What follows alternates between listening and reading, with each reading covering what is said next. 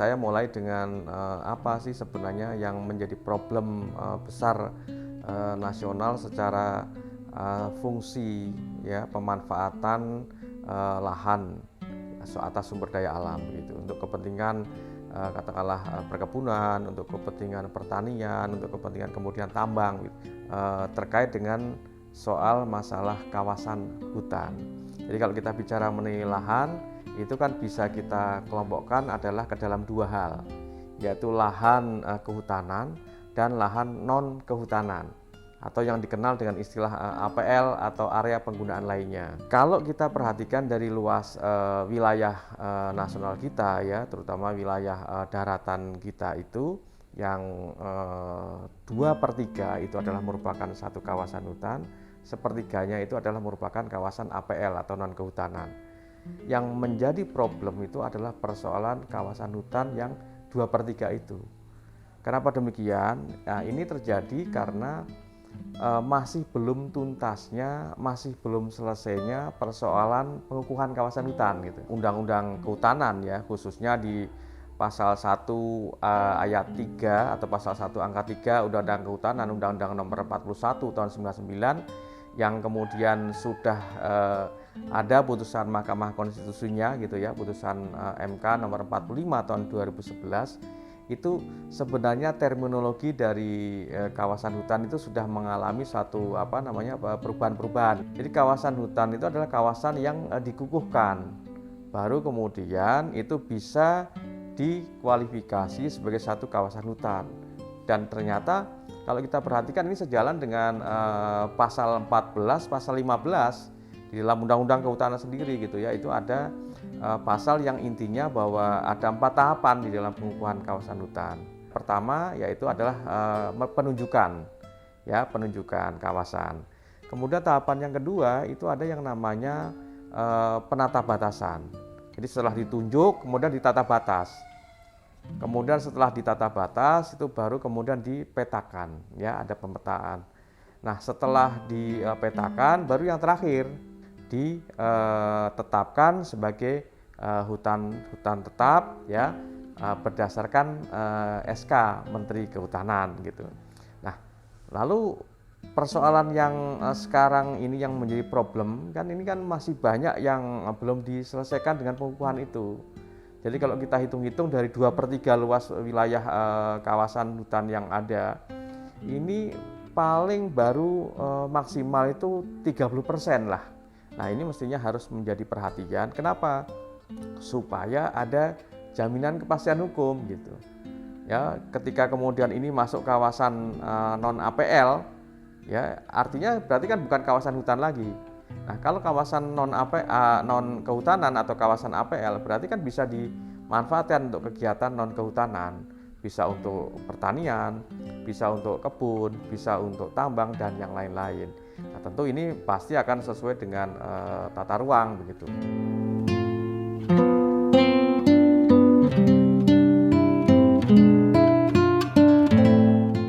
Ini kan tidak, sekarang ini kan problemnya kan pisah-pisah nih. Dari 2 kawasan, yaitu kawasan lahan kehutanan dan kawasan non kehutanan, ini kewenangan untuk mengatur terkait dengan hal itu kan berbeda.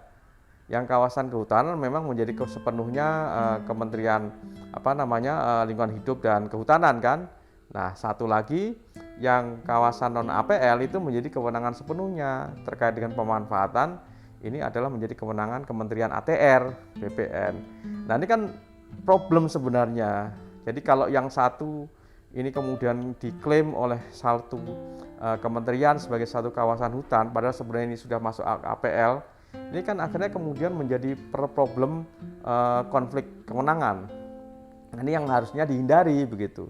Nah ini tidak boleh terjadi lagi. Nah oleh karena itu kalau saya melihat dari hal-hal yang tadi saya sampaikan, dari mulai tahun 2011 lah saya sudah menyampaikan problem-problem ini dan kemudian bagaimana solusinya pasca putusan Mahkamah Konstitusi kepada pihak-pihak terkait pada waktu itu, apakah itu kepada UKPMP dan kepada Ombudsman, itu kan tidak pernah kemudian diselesaikan secara tuntas gitu ya terkait dengan hal ini.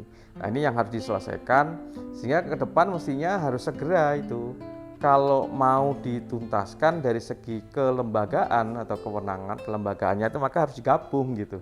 Itu kan lebih efektif gitu daripada kemudian dipisah-pisah seperti sekarang ini gitu. Jadi satu kesatuan karena ini berkaitan dengan masalah nanti pemanfaatan kawasan kan, apakah kawasan kehutanan atau kawasan non kehutanan, itu jadi satu kewenangan dari satu kementerian saja. Ya, Kementerian Kehutanan, Lingkungan Hidup dan ATR, saya pikir kan tidak ada masalah gitu kalau kita gabungkan dan itu akan lebih efektif dan optimal saya kira dari pengelolaan mengenai kawasan itu.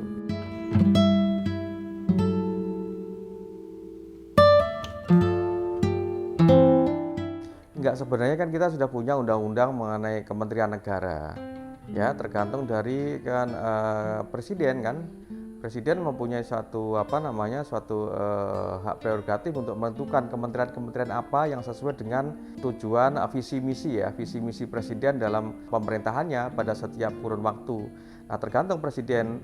Kalau memang ini dirasa menurut saya terkait dengan soal pengelolaan sumber daya alam dan lain-lain ya, terutama berkaitan dengan dua kementerian ini, saya pikir ini menjadi satu solusi yang sangat efektif gitu ya dalam kerangka untuk kemudian mengoptimalkan tadi pengelolaan kawasan baik untuk kepentingan kehutanan kemudian maupun untuk kepentingan non kehutanan gitu ya. Ini saya pikir menurut hemat saya lebih bagus presiden menggabungkan dua kementerian ini gitu. Jadi di dalam Undang-Undang 37 ya, undang-undang mengenai Kementerian Negara itu kan ada nomenklatur saya kira yang kemudian nanti bisa diturunkan melalui Perpres.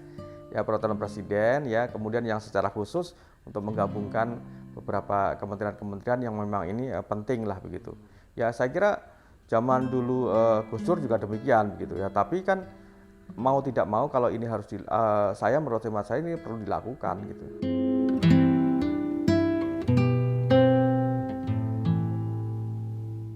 Ya saya kira betul, ini kan berkaitan dengan efektivitas tadi kan. Makanya dua kementerian itu dan kemudian saya pikir ini momentum saja sekalian gitu ya. Dengan adanya undang-undang IKN terkait dengan soal dua kementerian ini bisa saja digabung sebagai salah satu solusi dalam rangka untuk menata kembali terkait dengan penggunaan atau pemanfaatan lahan baik itu yang kawasan hutan maupun non kehutanan. Nah, konteks kaitannya dengan IKN saya kira ini momentum menurut saya. Ya, pengelolaan di Kalimantan tidak hanya diberikan satu message ya kepada internasional bahwa supaya pengelolaan kawasan yang ada di IKN ini adalah zero carbon misalkan begitu ya, atau katakanlah supaya kita tidak menjadi sumber penghasil emisi misalkan ya itu. Tapi nah ini dalam kerangka itulah kemudian kita tata. Nah caranya bagaimana selain kemudian kelembagaan yang memberikan satu kewenangan untuk mengatur, memanfaatkan dan kemudian memberikan satu izin itu satu kementerian saja gitu. Tidak perlu kemudian beda-beda. Karena ini toh nanti akan nyatu juga gitu.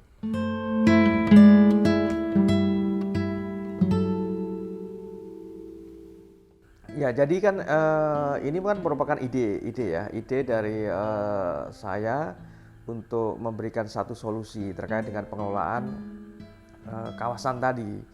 Ya, kawasan karena saya melihat bahwa problem-problem mengenai soal pemanfaatan lahan itu yang orang kan selalu mengatakan bahwa ini ada mafia lahan dan segala macam persoalan-persoalan. Ini bagian kecil menurut saya. Misalkan Soal izin pinjam pakai kawasan hutan, izin alih fungsi kawasan hutan, kalau sudah dilakukan melalui mekanisme pengukuhan kawasan hutan, saya pikir kan ini kan tidak akan menjadi persoalan lagi. Jadi bagi siapapun juga, apakah itu BUMN, swasta dan seterusnya, ketika kemudian mau berusaha ya di lokasi-lokasi yang sudah ditentukan oleh pemerintah gitu ya, yang peruntukannya juga sudah jelas sesuai dengan tata ruang ya, maka ini menjadi satu hal yang sangat memberikan satu kepastian hukum kepada siapa ya, kepada mereka yang berusaha di bidang itu.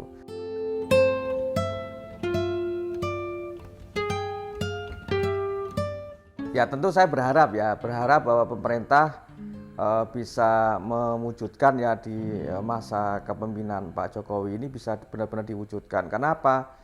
Karena sebenarnya ini merupakan salah satu akar persoalan ya, yang berkaitan dengan masalah pemanfaatan lahan ya, terutama mengenai lahan kehutanan maupun lahan non kehutanan. Kalau ini kemudian bisa dijadikan sebagai satu kementerian, saya pikir ini menjadi satu hal yang sangat positif begitu.